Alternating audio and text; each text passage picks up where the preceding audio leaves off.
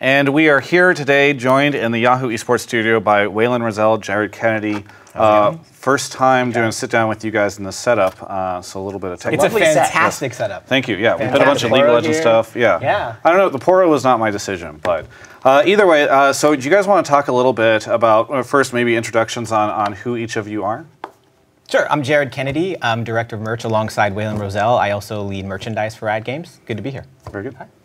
Waylon Rosell, or otherwise known as Magus, and I run Esports alongside Jared Kennedy. Yeah, very good. Well, either way, do you guys, maybe one of you guys can just jump in and give me a little bit of a breakdown for those that have not seen yet, what it is that you guys announced today. You want to take it? Sure. So, I mean, today we put out a fairly lengthy letter to esports fans of League of Legends, trying to say a couple of things. I mean, first and foremost, we think that a lot of discussion has been happening around the world of League esports over the past couple months, and we think that one of the big takeaways we had was just there was a clear desire for more transparency and understanding into where League esports is headed. And so our letter today was meant to do a couple of things. First and foremost is we wanted to establish our intent around where we want to take League esports, which is, bring it to the future with more established partners that have a deeper relationship with Riot and a greater responsibility in running the league and a greater share in the upside of success of the future of the league. And then we also wanted to talk about how we want to acknowledge that there are some gaps before we get to that future, right? There are some gaps in terms of, some teams are struggling to meet the rising costs and demands of paying pro player salaries, which we're happy with. And so we announced a few changes to begin to help bridge that gap. Exactly, bridge that gap, and they include the sharing of skin revenue for esports skins, championship skin, which starting soon you'll be able to buy championship Z and contribute to the prize pool, which I think is awesome. It's like 3 or 4 birds with one stone. Yeah. And it happens right away. So these are changes that are happening immediately, effectively. Exactly. Very good. Well, so one of the things that's interesting is that this comes on the sort of heels of a lot of conversation around team payments and sort of financial situation and the state of that. How much of this is in direct response to all these conversations, and then how much of this is somewhat new? So what I'd say is we listen to our community and we want to do right by our fans and by the teams and pros. This isn't a direct response to any one thing. As we mentioned in the post, we've been on this journey for a long time and we've been targeting getting to the status of being a premier global sport. But we could have done more to share how we were thinking about things and help teams understand that path. And so what this is basically bringing more visibility sooner than we otherwise would have done. And the conversations that we've had with the community in the past month have helped make it clear that we needed to do that, and so we're excited to do that today. But I think we probably would have shared a lot of this in the coming months anyway, because we've been tracking towards this for some time. Yeah, I mean, we've been talking to not just North American owners recently, but over the past year. Met with Kespa when we were at MSI to talk about a lot of these same themes. Yep. It's just good to bring it all out in the open because we like to show, as opposed to tell, and we probably waited a little bit too long on some of this stuff. Sure. I mean, a pretty good example of just a question around the time frame on all these things. Was there always a plan to do a championship Z skin rev share, however you want to call it, for 2016? So there was always a plan to share revenue on championship skin and challenger skin, whether or not it was Z or if it was going to be next year. I'm actually not sure. That was a lot of this stuff was in the works, but whether or not we're like, hey, were we going to do championship Z? Maybe not. I don't know. Discussions were ongoing. Discussions were ongoing. But it's a dynamic process, and we understand the pain that some of the teams are going through without having clarity. And so we said, okay, we're still on our path. We're still targeting 2018 to make a lot of the major changes. But what can we do in the more immediate term that's going to help our scene? Because we want the scene to thrive, and we want pros and teams to thrive. Yeah. So obviously, and forgive me, I think the North American LCS owner conversations and all that stuff has been the most public, right? So even if you're talking to Kespa, a lot of this will veer towards, that topic. But I am curious to know, obviously it's known that there was a letter that was sent to Mark and to Riot from the different owners. How much of the information in this, I know you guys were talking about doing this anyway, but how much of this is any kind of a reflection of those conversations? It's not really a reflection of those conversations. I mean, we'd like to keep those conversations out of respect for those owners. We don't want to talk about the contents of their letter, but what we're both interested in, I think both sides, is where is the league going? And understanding where's the league going and how the league's going there. And we shared with them as much information as we had, because to be honest, there's some things we don't know, right? We don't know 2 or 3 years out how our league's going to look, but we do know a few things, and we tried to share as much as we could with players today and with them in private. So were they aware of the letter going out, or sorry, this letter today going out, and they were aware of the plans and all that stuff? So we met with them a week ago or so, and had what we thought was a productive conversation. We met for several hours. Mark joined us, and so they were aware generally of the direction that we were going in with this. And that's a good thing, because we want it to be aligned generally with what people need in the short term. We know that we're not going to be able to meet every team's needs perfectly, at least not right away. But we said, okay, given that we can't do everything, what are the things that we can do to kind of help push this forward? Yeah.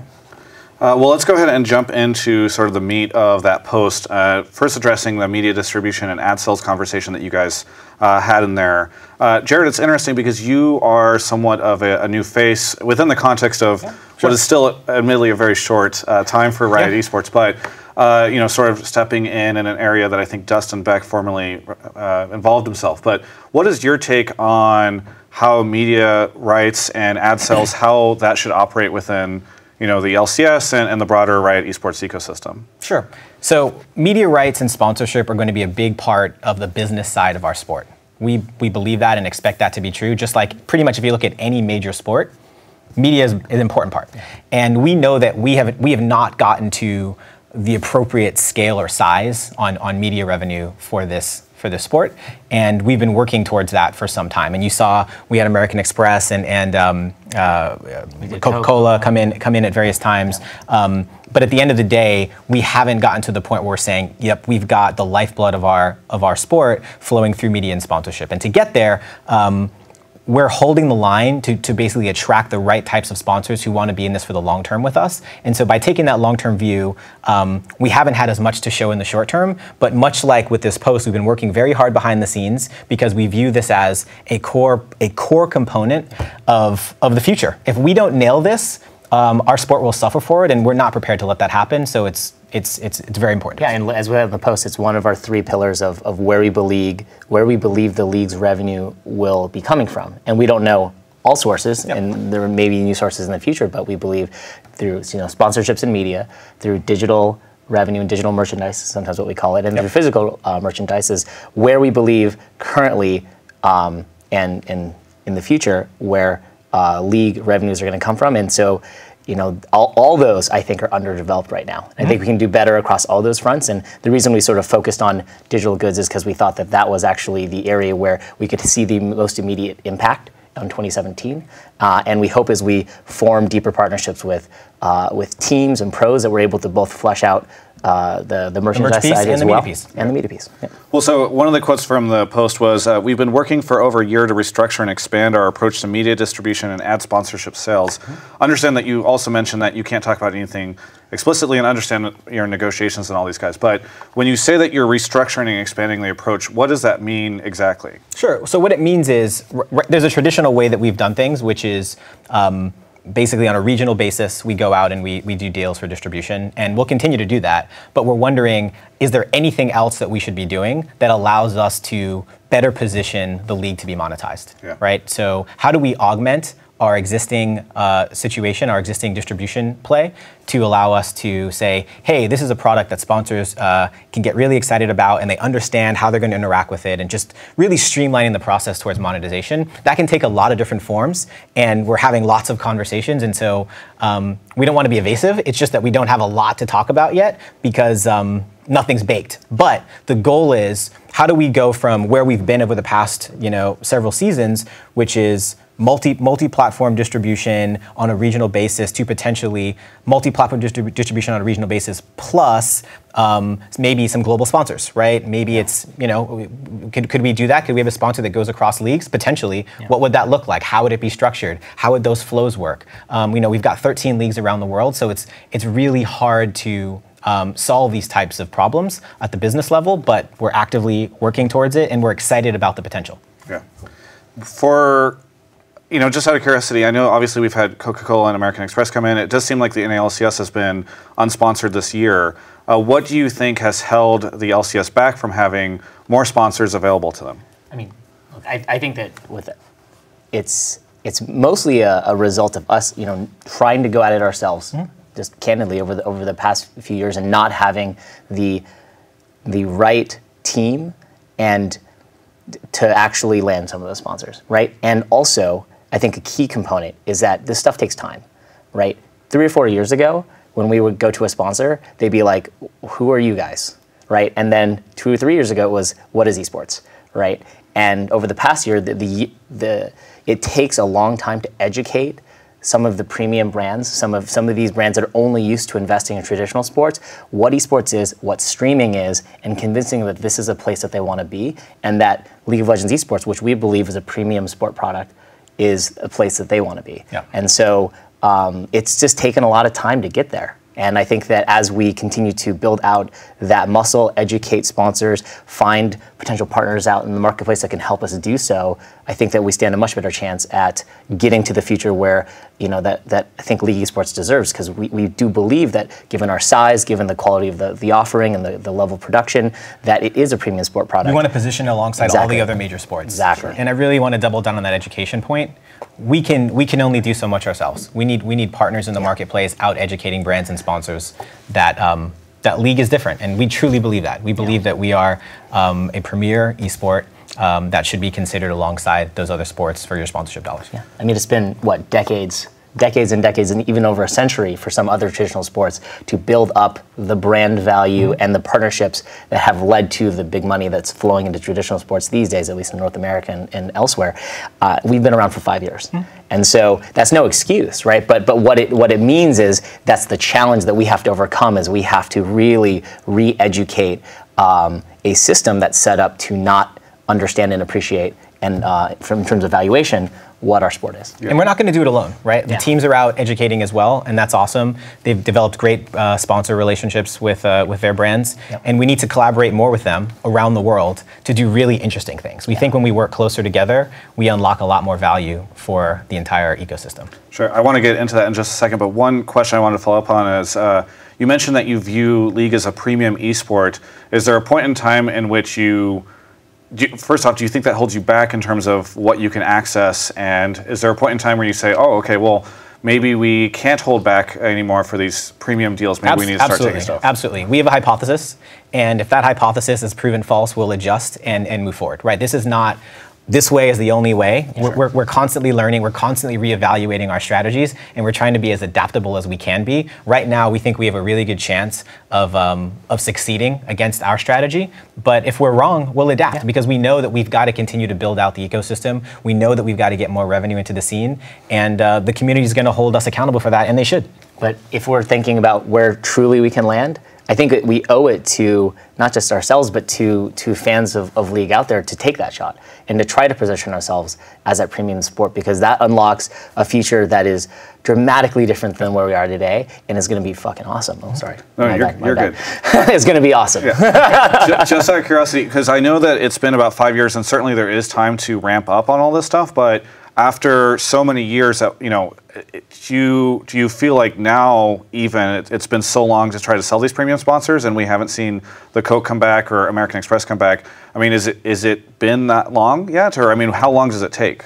It takes as long as it takes within reason, right? Yes. So we know that as we've talked about in the post today, we're targeting 2018 and beyond for establishing more permanent partnerships, and I'm sure we'll talk about that in a bit. To do that, we're going to have the pie, right? We're going to have something to discuss and share, right? So we know that the time is now, right? The time is, or not right this second, but it's coming very soon. And to your earlier question, if we have the scale, if we've gotten the scale wrong of where we think we are relative to where we should be, we'll adjust, because we know that we need to keep putting one foot in front of the other and marching toward that ultimate goal.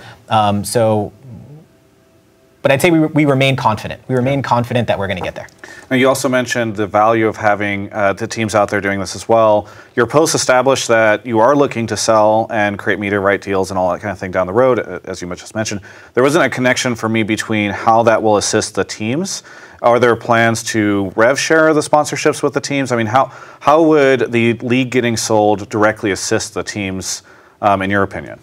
Well, I think eventually when we get to a partnership state, we absolutely view teams having a claim on media revenue. Not all of it. We'd have to figure out what that share looks like, but we're looking for long-term partners, and we want to share the pie with those partners. So we think that they're absolutely going to have a role to play in helping to sort of build the right branding opportunities and also reaping the benefits of those when they come in. Yeah, talking to the NFL, the NBA, MLS, a bunch of other leagues, we've had the privilege of talking to these guys and they've helped us understand their model, what works, what doesn't work, and we've been able to take away.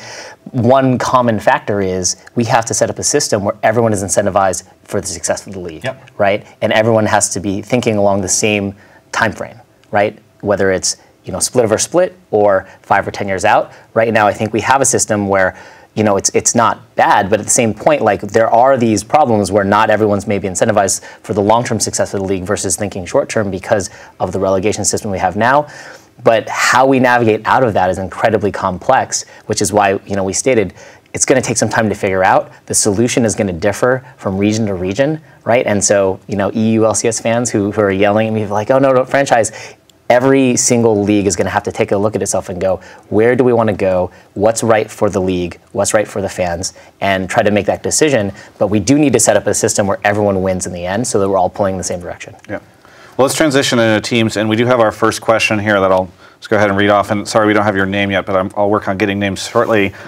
So is the Riot Esports department wary of VCs and moving forward into franchise with little oversight of where some of the money is coming from? So just any questions around VCs and the money that's coming in from them? Generally think VCs are a positive thing, right? The VCs moving into League Esports has been effectively a sign from the marketplace that there is confidence in the future of where we're going. They're essentially placing a bet on the long-term future of the success of esports and League of Legends.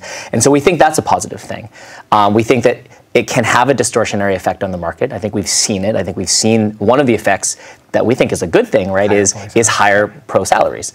That being said, we do need to make sure, and we have our sort of diligence process as new investors and new owners come to the scene about, what is their investment horizon? What is their thesis? How are they looking to, get a return on their investment? And I think that it is unfair to say blanket one way or the other, good or bad, but we think generally good outweighs the bad. And we also take vetting very seriously, and as we get into deeper partnership, as we go into the future, that will become an even more important part of our process. If you look at major professional sports like the NBA, NFL, et cetera, they do really, really deep vetting, and we're going to have to do some similar processes to make sure that we're partnering with the right folks. Sure. So while we're talking about team finances, and we don't need to go too far into this, but Mark's post a while back in response to Reggie's interview, he mentioned, quote, the millions that Reggie has made on League of Legends. Yeah. Obviously, a lot of stuff that came out of that, but one of the things that I do want to address is just, where do you guys learn about the current health of the teams and the financial situation of the teams? Because obviously when you're making decisions about how much to rev share and how much to help the teams, and as you said later on, the different regions will have to make determinations about how much is going to each of the teams, you have to kind of have a sense of how healthy these teams are from a financial perspective. So where do you really draw that information from? So it's a combination of places, but I think primarily right now we don't have perfect information, right? And the way we draw that is through discussing with the owners directly, and we take what they're willing to share to help frame our perspective on how teams are doing. And I think, not to apologize for Mark's statement, but, in some cases when we say, owners have made millions, and this might be getting a little detailed, but it's about the asset value of the teams, right? The value of teams have gone up, and we think that's a great thing. But we definitely need to partner with them to better understand where they're at, so that we can understand how do we get to the future together. And then once we enter into a longer term relationship with those teams, actually think that there'll be more opportunities to actually share information even deeper than we do now. And again, that will lead to better decisions being made, both from a league perspective and from a team perspective. And I'm looking forward to that day. Yeah, and just to add to that, we think we're much more aligned with the NALCS owners in particular than it seemed in recent weeks, right? Because we both want to build League as a long-term sustainable thing, and we both have great intentions on how to get there. So what we need to commit to, and I think they're committed to this as well, is having more of an open dialogue so that they can. We don't expect them to share their books with us, but sharing their pain points, as they have recently, is helpful and constructive. We just want to make sure that we all do it from a place of positivity and constructive building towards a future that we all want. I know you mentioned that you believe that you guys are much more aligned with the NALCS owners than maybe it seemed in the past couple of weeks. Maybe based on the conversation you guys had with them a week ago, do you think that they share that sentiment right now, that they feel very aligned with you? At least in terms of where we're building towards, yes. In terms of maybe the specifics of how to get there and what are some mechanisms. I mean, you can't be fully aligned with I'm sure everyone, there's disagreements. Disagreement, right? And we don't want to speak for them, but at the same point in time, I think it's fair to say, and we want to give them a ton of credit, that they're also being thoughtful around the future and what that future looks like. And they played a major role in getting us this far, and we all want to get to here. Sure. So you mentioned the asset value has risen for these teams. I'm just curious, as you might include that in money that they have, theoretically made. Is there an expectation that the teams should leverage that as a way to help sustain themselves, either by seeking outside investment or selling part of the company, or? That's up to the teams. It's a business decision, right? Sure. Like we don't want to run their businesses. Well, I only ask because I know that you guys are trying to determine the health of the teams, and so I don't know if you take into account the sort of theoretical value of their teams when you're considering like how much support they need. Yeah, the health of a team is a subjective thing and is subject to a bunch of factors that we don't necessarily have visibility into. We want to build long-term sustainable value for these franchises, for these organizations, and for this league. So. But individual choices, whether you choose to take on a new investor or choose to go get a loan or choose to sell a piece of the team or choose to just fund it through operations, is something that each entrepreneur and businessman and woman will make their individual decision on, and we will respect that, right? We want to be supportive and fair, and provide a clear view as to where we're going and how long we think it's going to take to get there, so that the people who are making business decisions day to day have an ability to make a choice that's right for them. So there's no expectation that somehow is indicative of how healthy the team is, because I just ask because you might have somebody who has just qualified into the LCS. Now their team is worth a rumored $1 million, and their company might be, but yet they might not have any money to sustain themselves on, right? It's just one of many indicators, right? Exactly. Anytime you're evaluating a business, like the overall value of the business should be one of the indications of health, but there's a ton of factors. Just like a startup, Exactly, right. Lots of things. So you touched on this earlier, but there is some discussion in the post about the guaranteed minimums that each team will have, and it will be set by the region themselves. The quote was, in 2017, each league will set aside a guaranteed minimum to each of its teams as it determines appropriate based on regional needs. The example given, EU LCS guaranteeing 100K in euro. So what determines this minimum in each of the different regions? For instance, you could make the argument that a region like EU LCS, which is rumored to have less money available to it than an NALCS, where maybe we're seeing a little bit more strength and investment, they might need more money. You could also argue that a region like North America, which has a great deal of investment and maybe even more sponsors coming in, needs the money less or possibly even more to deal with the fact that there's rising player salaries there. So what are really the factors determining those minimums? Well, first of all, we think it's a league level decision, right? So we wanted to empower the local league operators to work with their teams, and because they're in constant conversation and negotiation on a broad set of issues, and so we wanted to empower them to make the call, right? And what our goal is, going back to the previous part of the conversation, is we want to provide visibility onto what 2017 looks like, because we know that there are some issues around cash flow and around sustainability in the short term. We've identified this goal. We want to get there, but there's this in-between step. And so let's bring as much certainty as we can. How much certainty we need in each region is going to be answered at the regional level. And you raised a bunch of great points, right? Not every region has the same needs, and they may choose to move things around and do things slightly differently. But we wanted to, in our post, raise visibility so that we're committed to doing this, and we're committed to working with each region to figure out what makes sense for them and to get into place. Sure, and for each region, it is true that they kind of operate independently and that it's its own ecosystem. On the other hand, even your post points out that the LCK teams might have been impacted by the money going into the LPL. And so do you have any concerns that perhaps if you're funding one region a little bit higher than the other, that's giving that region more leverage in negotiations with teams that they might be importing or something along those lines. Sure. I mean, and that's why sports are complex. Yeah. Right. So and that's why what we do is pretty challenging. But that's when a local region is trying to figure out what's the right number or what's the right policy to implement, they have to first understand their region and then work through, our team and sort of work in partnership with other leagues to understand how will a decision that's made here impact other leagues and how our decisions made in those leagues impacting our league, and then try to make the best decision. And it's an imperfect science, but that's why we have teams that we're trying to grow and hire and make as good as possible everywhere, because this stuff's hard. Yeah.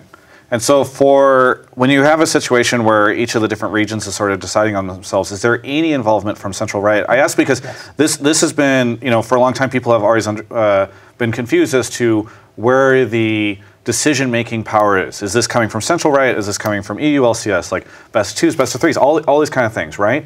And so I mean, is there? Yeah. To what extent is Central Riot involved in policing or negotiating any of these sort of decisions that are being made that do impact the different regions? Think of us as a consultant and advisor to each of the regional leagues, right? No decision can and should be made totally in a vacuum, and so we're here to support, whether it's consulting and giving advice on what we've seen, or whether it's connecting leagues to leagues. That's one of our roles as sort of, as a central team. And there are certain policies that are essentially made at the sort of the global level, because they need to be to operate a global sport. Exactly, but we try whenever possible, when it's appropriate for a decision to be made locally, And at the end of the day, to the fan, it shouldn't matter. To the fan, it should matter is the right decision being made, not necessarily who makes it. And that's what we hold ourselves to. We organize around trying to get to the right decision. Exactly. And we believe that if the decision can be made where the most context is, that's the best place for that decision to be made. So is the ideal scenario that each of the regions are equally supported to their needs, or is it unrealistic to expect that, given all the different variables and different regions that you have involved, that even optimistically each region could be equally supported? So I like the first one where you said each region is supported to their needs. I think that's the optimal, because each region is different. Each region is on a different point of a growth curve. Each region might have different growth curves. So, you can't just take one decision made for one region and be like, yep, this sounds right for everyone. And so that's why we're trying to, when we can and when it makes sense, empower each of the local leagues to sort of make their call in consultation with everyone. But we do think there's going to be convergence, right? We think that over time, we will get to a point where the leagues are reasonably similar. We may never get to the point where a relegation model looks the same in every market, because there may be local differences that persist. But from a business model, sustainability perspective, we do think that we get to a place where there's relative consistency over the long run. For example, media, digital goods, and merchandise being three key components for any league anywhere. The challenge is just where are each of the leagues in their stage of development. So I know optimistically each region is supported to their needs, but how optimistic are you that this will be able to be accomplished given all the different variables and factors? Pretty optimistically. I mean, we make the best decision we can, and we think that we've made a ton of mistakes over the past 5 years as we've built this sport. Happy to admit to it, but I think we've done a ton of good too. Sure. And I think that I'm reasonably confident that our teams can make the right calls here. Still talking about teams and so the revenue going to them, there were rumors that, well, first off, let's start with a quote. Recent tests have shown strong interest from fans on merchandise, and we'd like to work with teams more closely to help them amplify their efforts to get cool stuff to those that want it. There were rumors that Riot was working to secure a relationship with the teams that would allow for LCS official licensed jerseys. And just recently, maybe a couple months ago, I think now, we saw jerseys start to pop up in the LCS store that don't seem to have LCS official branded. The price points are different. Had those conversations broke down, or are there still plans to renew something like that? There's still plans to get that done. We think that working together with the teams on merchandise is going to be amazing for fans, and we want to make it happen.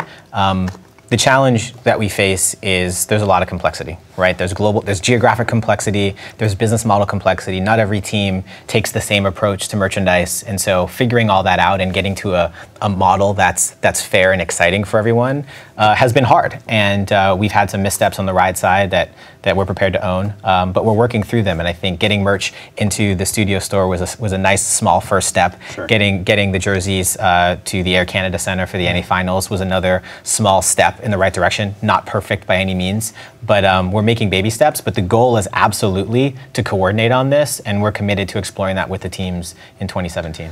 So in your post as well, you mentioned securing a long-term partnership with some of the teams. Is this like a code word for franchising? Because I think that's what a lot of people know or think of that whenever they read like that. I mean, what does a long-term partnership look like? It's funny that you mentioned the word franchising, because we're going out of our way to avoid using that word, and this is a nice example of the complexity that we face. Turns out within the state of California and some other places, that word is super loaded from a legal perspective and has certain connotations that we have to be careful about. And so when we think about what long-term partnership looks like, there could be elements of franchising in it, there could be elements of other league structures that you see out in the wild. And so absolutely we want to work towards that, but it may not take the traditional legal definition of franchising, and that's why we've been a little bit weird I think about it's safe to say that not all leagues will look like the NBA and the NFL globally. I think it's safe to say that because we don't know what is the right solution for each of the leagues based on the fan base, right? Like, we don't know what fans of LPL think about a particular sort of structure of the league, and we don't know what LCK thinks. And so it's really important to blend sort of our goals of having teams have a bit more security so that they can think on like a 2, 3, 4, 5 year time frame, and with confidence. And being able to have the right structure that's great for fans, that's a really unique challenge. Certain regions will be easier than others. Yeah. And that's why we can talk about our intentions, but we can't and don't want to talk about specifics now because we truly don't know. So we don't want to promise anything that we're not going to deliver. Yeah. And the moment you guys start talking about long-term partnerships, I think that's the type of thing that has pretty profound impacts on the valuation of teams and anything like that, right? Because if it is something that might not be the legal definition of franchising, but looks similar where teams are locked into something, that's the moment when there's pretty big impact. So, when do you expect to be able to share more concrete details on that? Because when you start to say 2018, obviously the moment 2017 starts, everybody's going to be rushing in to try to find a place for 2018. Big impacts on Challenger, et cetera. I mean, how much are you guys taking this into account, and when do you think you'll be able to share more? I mean, we hope to share as much information with fans of LCS and fans of esports around the world, as well as the teams and prospective teams, early enough so that they can make the best decisions, right? And they can give feedback, and this can be sort of a more open discussion. We expect to make pretty good progress this offseason and early next year. We think that that's when we're going to have a window to really nail it and to kick off sort of more open discussions as we begin to investigate this. Yeah. And we're thinking about this for the long term, just like everything else we do at Riot Games. And so we want to make sure that we get this right. Yeah. Because getting it wrong could just create issues for everyone, because we're committed to really partnering, sure. right? So we want to take the time, analyze it, figure out what's fair, what's right, what's in the best interest of our fans and our community, and then deliver that. And we're signing up to go do that with this announcement. And as you mentioned, Riot does like to take its time and do things the right way. The interesting difference between something like a champion skin, where it's like, okay, we'll just release it a couple months later so we get the polish on it, or something like a long-term partnership situation, is that in the meantime, things keep running, right? Like Challenger series keeps running, all this stuff is happening. There are a lot of concerns around the idea that the Challenger scene has just created a new boosting scenario where teams just boost in and get paid out, and it's kind of going away from that. Is that just something that you accept while you're waiting to make a strong decision? Absolutely not. We're looking to solve the concept of boosting Challenger teams in this offseason. There are several options that we have sort of at our disposal, and we're not really ready to talk about details. Like, we want to share that when we feel like we have an answer that works, but we're not ignorant of what's going on in Challenger. Yep, sure. We run the thing, we watch it, we hear feedback from the people who play in it, feedback from fans. We know that there are issues, and we are committed to solving them. Yeah. So there is a situation where a lot of the brands are much bigger, right? We've talked in the past about how NALCS in particular, as an example, is very top-heavy. You see this even in EU LCS, some of the other leagues, where just the brands and teams at the top are very established and have great stars. Some of the other guys are brand new and still figuring it out. When you look at a rev share scenario, is there any concern that by creating something that is branded with a team in the game, or something that is targeted towards fans of a certain team, that you could end up in a really lopsided world where these teams that are already making a lot of money or already have established themselves really well end up with even more money to outbid the guys that are coming in, and you're just kind of creating a huge gap between the revenue of these different teams. It's a possibility, right? But one of the things that we like about this structure is we're enabling teams to go out and build their brands, right? If you can go out and engage with players, and I think there are examples throughout sports of teams that may not necessarily have the best record all the time. I'm looking at you, the Cubs, right? Finding a way to basically really engage with their fan bases. And so the first step is creating the tools so that teams have more opportunities to sort of generate revenue. Sure. The next step is potentially supporting teams and helping them figure out, like, hey, what does brand building look like? And like, maybe we can play a role in helping teams that are newer to the scene think through that. But ultimately, teams are run by entrepreneurs, and we look to those entrepreneurs to figure out a way to build their brands. And there's lots of levers they can pull to do that. And who knows, as we go to the future, how that'll shape and how that will evolve. I've talked to some of the teams that have the strongest brands in League of Legends, whether it's SKT, TSM, et cetera, and they've acknowledged that they're influenced also not just by their own brand, but by the league in which they play and the brands of the teams that they play against. And so to some degree, we're all in it together, and then everyone benefits from everyone having a strong brand. And so we don't know how that's going to evolve. We don't know what structure is best to incentivize all brands being strong, but we hope to eventually get to that point. And stability will help. It will help. Stability will help. The constant churn at the bottom, we know, is not helpful for teams to establish themselves when they're having a hard time, being able to plan for that 3-year road when they're fighting for survival right now. That being said, we don't know exactly the way forward there. So you mentioned there are a lot of levers that teams can pull to sort of build their brand. Obviously, leveraging the players themselves is one of the best ways to do this, and you have a lot of different teams that are invested into creating content around their teams and doing interviews with places like Yahoo Esports or ESPN, et cetera. And you also have in addition to this, teams are also expected to sort of leverage the players for sponsor obligations and that kind of thing. I don't want to go too far into the whole of like how much practice is too much practice and all that kind of thing, but teams have recently said that because of the structure of the LCS, how many days there are, how much scrimming has gotten, it has created an issue where it's very hard to ever have players available to create content or to fulfill sponsor obligations or even to build brands. Do you guys see this as an issue that is linked at all to any of this revenue stuff? So I don't think it's directly linked. There's a ton of indirect relationships, but I think the one thing, from our post about how we want to build towards long-term partnerships and teams being able to think on a 5+ year time frame and having a bit more security both around their finances and around their place in the league or the future of their brand, it allows them to think long term, and I think they'll begin making decisions that'll be appropriate, right? We think teams should make the best decision for themselves. We shouldn't be, as a league, telling them how to scrim, like how to utilize their players. I mean, we should be setting guidelines and minimums to ensure that life as an LCS pro is awesome. That's our aspiration. We want pros to make a lot of money, and we want this to be an awesome career, and we want them to be able to have this career for a long time. That being said, we also don't want to get too in the weeds of interfering with teams' business. And so this fine line that we're walking now. But if you create a system where a team has a star player, and you say that star player is 17, just joined the league, incredibly marketable, awesome, and that team knows that they want to have that player's career last as long as possible, they may begin making different decisions. I don't know, but I hope that we can set up a situation where teams aren't forced. They don't feel forced to make short-term decisions over long-term decisions, and teams have told us that they don't want to do that either. Right. So it's not like an accusation, it's just we both want to move forward to a structure where we can make great long-term decisions together. So you guys are able to make decisions around what the structure of the league looks like, how frequently it is, how long it runs.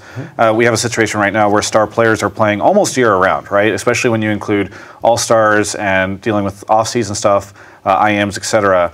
And one of the questions I have is just at what point in time do you feel like it is your responsibility to assist teams if they cannot secure sponsorships, or there's rumors around streaming guarantees and minimums that they have to hit, and so then you have situations where some of the star players are taking time away from practicing to try to stream so that they can hit sponsor obligations or streaming obligations. I mean, at what point in time, given the limited amount of time that the system allows for them to practice, or sorry, to do this outside sponsor obligation, fan stuff, at what point in time do you feel like you have to supplement the loss of all that with more revenue sharing or more, just money given directly to the teams? So I think in general, we want to move away from supplementing towards more of a market model, right? Where the teams are able to go and thrive independently and also in partnership with Riot and with the league that they're a part of. And we're always looking at our schedules. We're always thinking about what's the right way to structure this. We have an entire team dedicated to try to optimize this for that ultimate goal, which is to get us all to the place where we're a sustainable premier sport that lasts a really long time.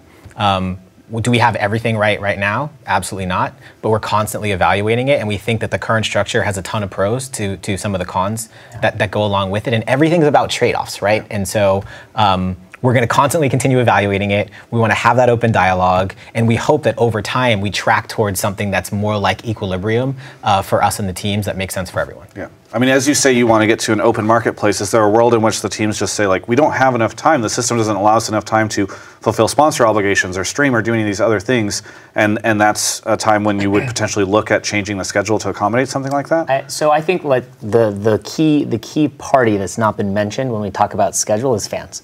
And at the end of the day, and it's for the team's interest, the pros' interest, and our interest, to ensure that we have a structure that is best for the fans. Yep. And they come first when we think about how we try to optimize our schedule. Teams know that, pros know that, everyone's agreed. Sure. So that's our first and foremost thing. If fans hate our structure, which we've heard at times, fans hate our structure, and we've changed, I believe, almost every year whether it's small or large, we've changed. We're always willing to look at the structure of our league, and I think we've proven that. And so that's how we're going to operate, and as a league, that's how we should operate. And if there are other issues, whether it's sponsor obligations or streaming minimums or any of that stuff, I think that should come secondary to making sure the league is set up best for the fans. Sure. I mean, it's worth pointing out that fans will not, if teams cannot sustain themselves, if you guys are pushing towards an open marketplace where teams are sort of responsible for sustaining themselves either through growing their brand or through sponsorships or any combination of this stuff, and you don't have a system where the teams have the bandwidth to accomplish something like that, then the league in general goes away and then the fans don't benefit at all, right? Well, then let me actually hold on. I think that real quick, in the post we just released, we've talked about how we want to move towards a model where it is actually not an open marketplace from the sense of everyone for themselves, but rather collectively in partnership, we're all working together. Sorry, I misunderstood. What we don't want to do is be in a situation where we're just allocating, handing them money. This. We want it to be basically, we're in this together, we're going to go out and we're going to thrive, and what we grow, you have a share of that, right? That's defined in advance. That's really but the teams still have to have an opportunity to grow their brands, and if they don't ever have time to do that because they're so busy like scrimming or dealing with the league or whatever, that's an issue, right? It is an issue, but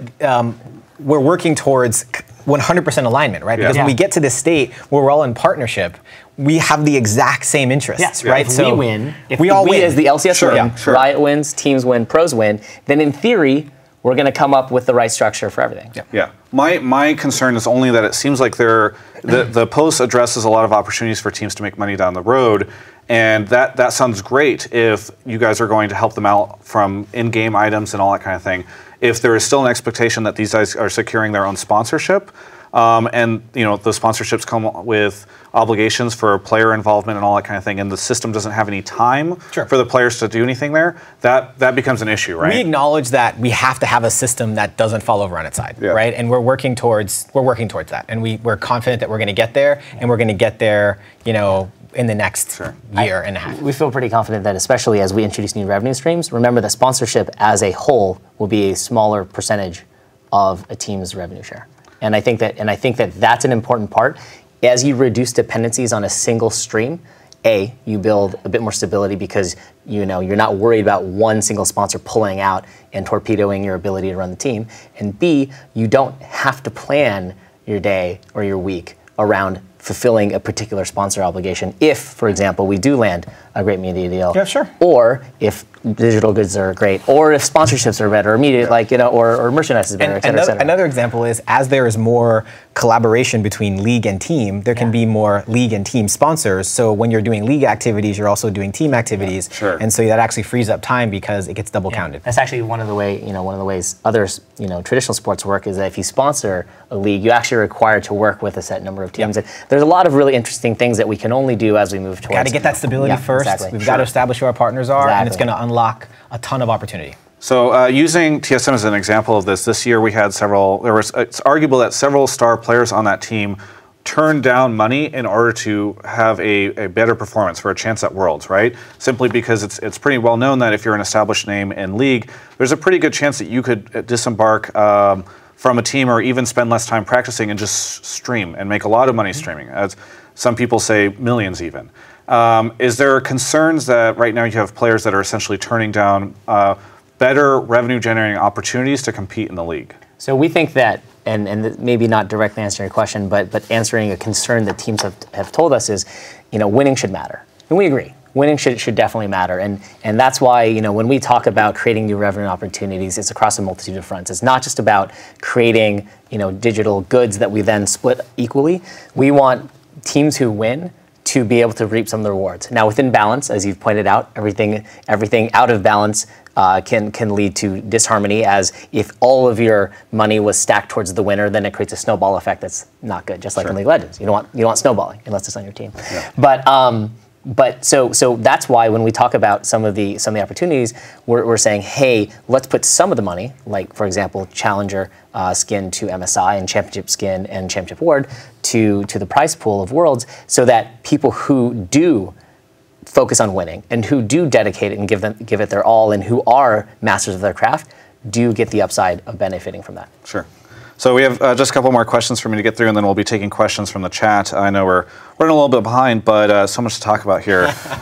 So let's talk a little bit about the decision to retroactively apply some of the championship or team skins to the players that earned them before the teams. What inspired that decision?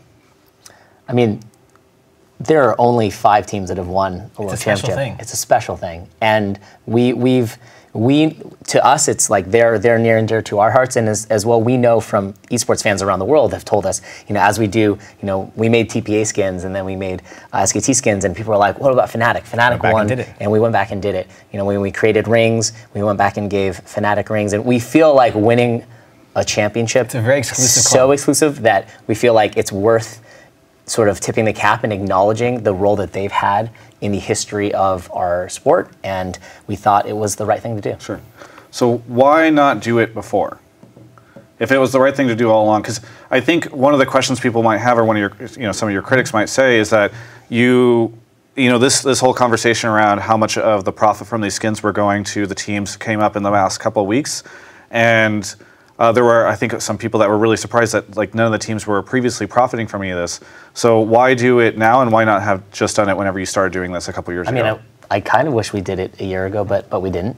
And as things change, and as we learn more, and as just we as a league and as a sport mature and evolve, we realize different things. Right, like I'm sure we've all made at this table decisions in the past that we wouldn't have made based on what we know now, and the same goes for as a league. We learn and mature and get better and realize that okay, this actually is important. We should do this, and for certain things that are really important to us, like the people who win a world championship, we go back and we apply it retroactively. But it's contexts are always shifting. Yeah, exactly. And so we say, okay, we're making this decision now, and we're actually going to look back and say, yeah, maybe we should have made that decision 3 years ago. What can we do about that? Yeah.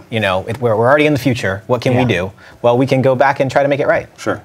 And I mean, one of the things that I want to touch on is just that there's this kind of prevailing idea that Riot, it takes the community blowing up about something or something coming out for Riot to adjust. Yeah. And certainly it's great that you guys pivot to community feedback, right? Yeah.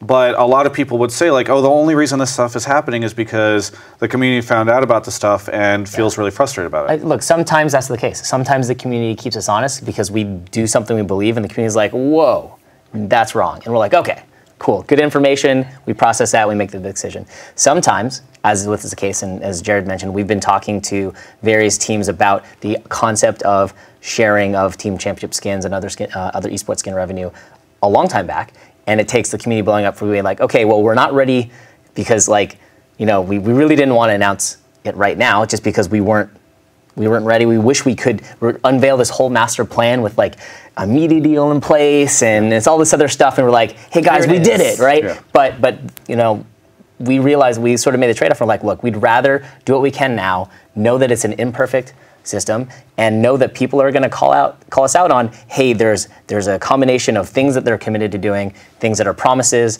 and we'll just have to wait and see. Totally fine. But we care about sustainability. Like it's like the most important thing. We want to make sure that this sport is around for a very long time for fans to enjoy. And so the community doesn't need to keep us honest on that, right? Yeah. We may not get the timing or the messaging right all the time, but in terms of where we're going to and where we want to bring the scene with the teams, with the pros, and with the fans, that's something that we're constantly working on. Constantly. When we were at MSI, when we were meeting with people before that a year ago, we're constantly having conversations to figure out how can we continue to build this thing and keep it as the premier esport in the world. But that doesn't mean that we don't get things wrong sometimes. And when we do, we just try to course correct and make them right in the best way that we can. Sure. I think it's worth stating that it's really easy to look at the points where the community is blown up and we've reacted to it. I think that I'm going to say something a bit controversial. I'm proud that we do react to the community, right? Whether it's the community blowing up and getting angry at us, I'm proud that we react to that. I'm proud when the community has a great like idea, and we're like, yeah, that's a pretty good idea. Yeah. Let's integrate that into whether it's our broadcast or our game or something. I'm proud of that, and we should and we shouldn't go, oh no, shame on us for reacting when the community has a great idea. And so I just think that's worth saying. Like we do take pride that we are part of the community. We listen to the community. Sometimes the community is totally wrong, but that's because they don't know. They don't have all the context. They don't have all the context, right? Sure. And that's cool too. And but what we do pledge is that we do pledge to listen, try to explain as best we can, and make the best decisions we can. Yeah. I mean, one of the things that people often levy against you guys is this idea that when there is a pivot in policy, whether it's changing a format in a league or if it's giving back money to the teams for the skins that have been sold underneath their name, that there's a sort of the post that comes out is often, hey, we feel like the situation has changed and now we're moving in this direction, rather than we feel like we made a mistake. And even in the post today, there was no mea culpa for saying, you know what, we should have given these guys the money before. So just out of curiosity, do you feel like the changes that you're making are in response to mistakes that Riot Esports have made in the past? I mean, it's tough to say that, and I'm not trying to dodge a mea culpa. Like, we've made a ton of mistakes, like when we didn't have a center screen in Taiwan in 2014. That was a mistake, and we're sorry for that, right? And that was just a mess up. But not making a decision because we didn't have the right information and we were a different world, that's tough to say that was a mistake. Now, in hindsight, now that we have this information, it's like, oh yeah, I wish we would have done that. And part of doing this retroactively is us saying, we wish we would have done that. But it's tough to call that a mistake. Yeah. And I know that this can come across as offensive, but I think it's important to say that we make mistakes all the time, right? As we build the sport, that it's been done sort of, but not really. Having 13 leagues around the world, we're going to make plenty of mistakes, right? Yeah. When we don't. I don't know if people knew this, but in the 2014 World Championship, there was a line in the final, like miles long, right? And it took a lot of time for people to get in, and that was a mistake. So we make mistakes all the time. We're going to cop to it. We think we do more good than bad, but I don't think it. I think that if people are reading it as us not wanting to apologize for our mistakes, that's probably also something that they just. They're also reading it into it for sort of their own narrative of what the situation's all about. And not to read into it, but does that mean that you do not think it was a mistake to not give teams the money from the skins that were sold underneath their name? We wish we would have realized it at the time. Okay. But not a mistake. Not a mistake. Okay. Because within the context of when we were investing in teams and in pros in other ways during that time period, right? Quite a bit. And so it was all part of an ecosystem and a calculation that we made at that particular time. Sure. As the scene has continued to grow, we can reevaluate this stuff and say, hey, what else can we do? Yeah. So in a perfect world with different context, do we wish we could have gone back? Yeah, 100%. And sure, absolutely. That would have been amazing. When we made TPA, everyone was super happy. Yeah. Right? It wasn't oh God, you need to share this thing. Like, no one was calling that out, totally right? different context. Yeah. And again, we were making lots of investments into the scenes and into the leagues and into those teams at that time. So the rev share piece is just one component of a broader story, right? And I think if we hadn't been investing in esports going back to the beginning of our sport, that would have been a mistake. But we have been doing that, and how we do it and the mechanisms that we use are going to change and evolve over time. And we're excited about the fact that we continue to adapt and we continue to get better because we think that's in the best interest of where we're all going. Yeah. Very good. Well, Sorry, go ahead. A mistake that I'm willing to apologize for, and we do want to come across in that we're sorry that we haven't talked more to the community about our intents and Absolutely. about the future that we're building towards. And we're totally sorry about that. And that's actually one of the reasons why we had this really, really long post that I know was really hard to read. So thank you, community, for reading it. I just skimmed it. Yeah. Mostly just Great. TLDR. TLDR, right. And that was a mistake. Yeah. That was a mistake not to talk more. And we totally, completely own that. That's our bad.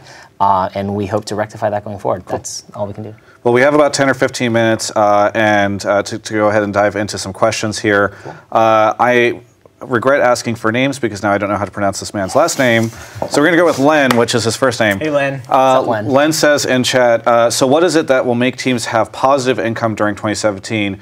Sure, some revenue from skins and so on will totally boost the most popular teams, but what about the lesser teams? So we hope that the MG that's going to be by region is going to help. The minimum guarantee. Minimum guarantee. The minimum guarantee that which is basically a floor on how much revenue a team will receive from the new digital goods that we're signing up to create.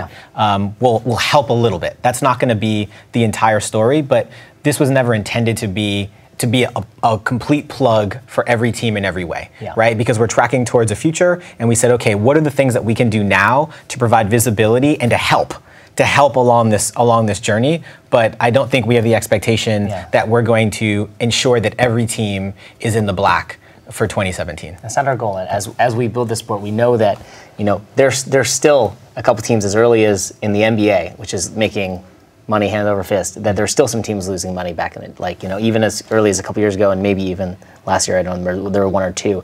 We can't ensure that every team always makes money, right? But what we can and want to do is create more opportunities for them to do that, and then to the best we can, and as appropriate for each league, try to set a floor that will help teams based on the situation that the teams are in. Okay.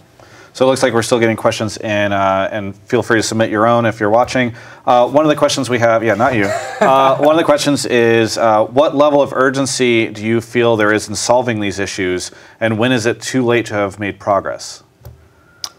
Are some of these issues as in the revenue surrounding teams? Just to clarify. Yes. I mean, I think that we are starting to make progress as soon as Championship Z comes online. Yep. Sure. So that's cool.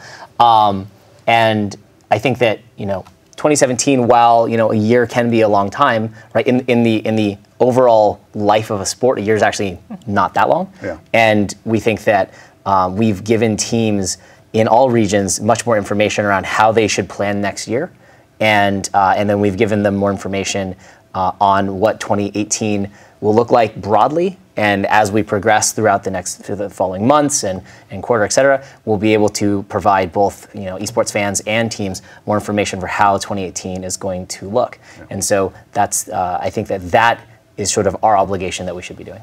So it looks like we're getting some questions outside of the revenue conversations, but either way, let's just field a couple of them. Let's keep them coming. Thomas says, are there any plans to give more exposure to wildcard teams in 2017? Good question. Good question. So we do think that the concept of wildcard as a brand has probably swung too far, right? I mean, there are some leagues that are really grown and that have grown tremendously. I think CB Law is a great example of a league that is a wildcard league, but from the passion of the fans to the viewers that they have to the infrastructure that's being developed, we're not really a fan of the idea of like wildcard teams and the other tiered system. So we're going to try to look, and we don't know exactly how yet. We have some ideas, but we're not ready to share them. How we can better integrate sort of wildcard teams into sort of the overall narrative, not as a sort of group of second-class citizen teams. But that's a discussion for 2017. Sure. Paul says, what kind of content is planned since skins seem too much to do for each team? Is this a possible team chroma situation or awards, something along those lines? So we're looking at a bunch of options. We're not prepared to talk about what specifically they will be, but we've got a team dedicated to this, and we know that we've got to innovate here. Yeah. The reason that we just wanted to have the minimum guarantee in place is because it's unknown what those things are going to be. It's hard for the teams to model what they think the upside is going to be, and so we wanted to de-risk it in some ways. But yeah, we're exploring lots of options, and we're excited to get them out as quickly as we can, but it's going to take time. And it's not just for the teams too, right? Like, I'm excited for these new items just because I can't wait for people to show them off, right? This ideally should be a win-win when fans should be able to support their teams, but also rep their fandom. Yep. And that's a huge part about being a sports fan, and it's a huge part about being sort of a fan in general. And so that's what I'm excited for, some new stuff. Sure. Can't wait to spend all that RP. That RP? Robin in chat says, is the falling LCS regular season viewership a concern? That's the perception, at least. And I mean, to maybe contextualize it for this conversation, does that viewership impact revenue or anything like that? So I think, look, we want to have fans engaged, and we want every match to have as many viewers as it possibly can. The viewership story right now we think is fine. We're not worried about it. Yeah. And ebbs and flows. It ebbs and flows. It always has. We've had a bunch of new brands come in, and there's been a lot of change, and we think that can hurt some of the games in terms of viewership. But we think over the longer term, the story is still very, very positive, up and to the right. We're very excited about where we're going. We're still getting great traction in the marketplace. And yeah, we're excited and not worried about it. Sure. Will asking, can you comment on the transparency regarding how Riot hands out punishment and anything along third-party arbitration? Yes, actually we can. And we talked broadly in the letter about how long-term we do want team owners and other sort of groups within the league to have a more active role in shaping the league and having accountability and responsibility for helping it evolve. That being said, one other thing that we've learned this split and just over the course of since essentially Renegade's TDK ruling and onward is that, look, we believe in the ruling, right? We believe in the policies that we have and the process that we have, but we also think that, this is not the ideal situation, and we believe it can evolve as well. And so we believe enough in the ruling that we have that we're willing to begin exploring how can we bring in a third party to help, validate or arbitrate. We don't know exactly the system yet, but we do want to do that as early as 2017. We do need to figure out how that's going to work. What the specifics may and what the specifics may be, because it's a long, expensive, and drawn out process that's going to be distracting for a lot of people. So maybe do we bring it in and maybe like the really extreme rulings that will result in a team getting kicked out, or like maybe a player being suspended for a really long time. But we are looking into figuring out how we can do that, and we'll be excited to share with you details once we figure out what the right method is to that approach. Sure. So Tori Emil, I believe that's how you pronounce it. Outside of extending residency requirements again, what's Riot looking to do to foster local talent development in the Western regions in particular? So there's a bunch of really cool stuff going on. So if you look at what's going on with the university scene, we have got a group called Path to Pro that is focused on figuring out, how do we create that pyramid? If you look at major sports, you've got all the way from Little League and baseball up to a draft in high school, and then there's also a second draft when you're coming out of college. If you didn't actually go straight from high school, there's still a second chance to make it into the pros. And we know that our sport skews a bit younger for the pro scene, so college is probably not going to be a path to pro, but we do think it's an important part of the overall ecosystem because it gives a secondary path for folks who maybe are in the LCS or another league for a bit and then decide to go back to school. And so we don't have a ton to talk about in this session about that, but it is a focus. Do you want to? Yeah, actually, we did announce the whole concept of like we're inviting in North America. We're trialing a program where we're actually going to invite some of the best sort of challenger master players. I forgot exactly what the requirement is, but if you're really, really good at league and you can get an invite to come connect them with some of the teams. And look, it's all about trying to figure out how can we create more opportunities for play in a sort of competitive, sort of team-based structure, and then how can we create, similarly and separate, create more opportunities for aspiring pros to connect with teams to, first off, understand what's expected of them, but also sort of get that exposure for teams, because teams want the same thing. A lot of teams that when we announce this program are really excited of, oh hey, you're going to help connect promising young talent to us. We're stoked too. So that's a win-win situation. And the talent level of the overall leagues goes up. That's definitely something that we need to invest in, and we're piloting this in North America, but that's not to say that this won't, if it's successful, we could roll it out globally. We'll need to figure out what's right for each scene. Cool. So I think we have time for about 2 more questions. One of them is from Sean. So are you working with the owners of the teams on plans to ensure that you do not, with good intention, make more mistakes, worsening your relationship with them? We want to work with the owners. We had conversations with them as recently as a couple of weeks ago, and our teams have active dialogues with various members of their organization. Yeah. We think the only way that we make this work is to collaborate with the teams. And so we look forward to keeping those channels of communication open and the dialogue flowing, because they can provide a lot of context that can help us do what we need to do better, and we can provide a lot of context that can help them as well. Yeah.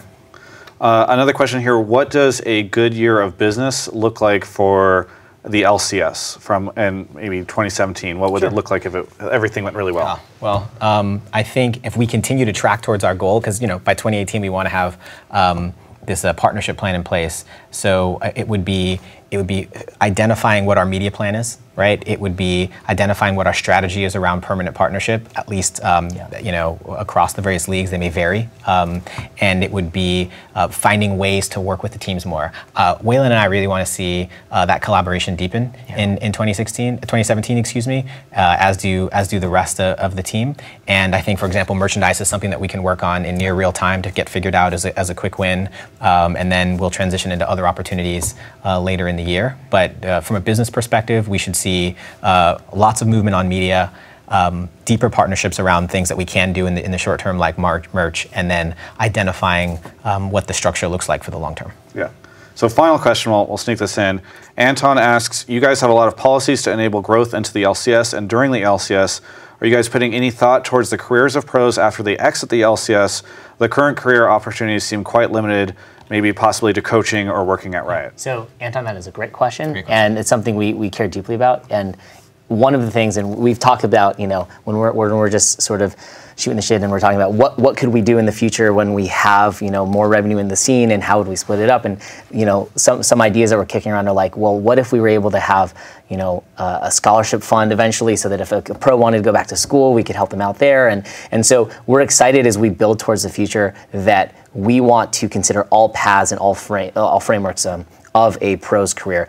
The path to pro, how you sort of fall in love with the game and master it and get discovered, and how can that be improved, and ensuring there are protections there so that people get into the scene in a really positive way, and how can a pro's career be incredibly lucrative and sort of long lasting, and then afterwards, what can happen there, whether it's to go back to school, because pros start really young and some might want to go back to school, some might want to transition into other areas within esports and out of esports. And so we do have some very early stage stuff of, at a sort of pro, we have sort of like our pro week, or pro day rather, where they come in and they learn about branding, they learn about interviews, and they do a bunch of stuff. But also we begin talking to them about like opportunities afterwards and how to position themselves best and take advantage of the career that they have and the unique opportunity that they have playing in front of hundreds of thousands and millions of people, to leverage that into doing the thing that they want to do after LCS. So we're super passionate about that. I know a lot of it's hand wavy, but we do think that this is something that I think everyone in our scene wants to have happen. Very good. Well, hey, I want to thank both of you guys for coming into the Yahoo studios today to sit down with me and talk about all this stuff. Obviously, lots of discussion around all of this, so it's great to see you guys addressing it. Really appreciate it. Know that World starts next week, right? Yeah, very excited. Yes, I will be there. 1 week from now. Yeah. All right. So we'll see Thursday. You then. Yes, I will see you. So thank you guys so much again. For everyone else, I hope you enjoyed our inaugural live stream interview here in the Yahoo studios. You can check out more coverage here at Yahoo Esports.